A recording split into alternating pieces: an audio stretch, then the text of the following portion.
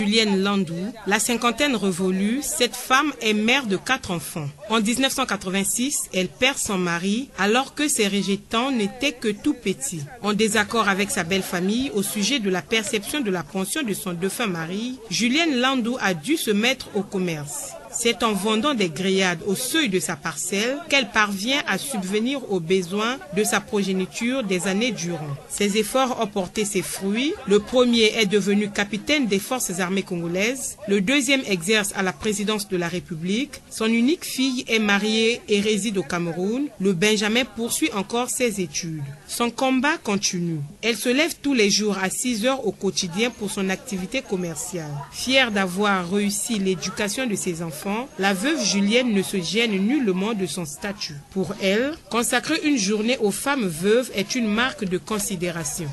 Vraiment, Dieu est grand. Parce qu'il a quand même pensé à nous, les veuves, pour cette célébration du 23 juin. J'ai vraiment l'émotion pour cette journée. Parce qu'avant, on ne pensait pas aux veuves. Et maintenant que le gouvernement a pensé aux veuves, ce que je veux dire que le veuve soit vraiment dans la joie.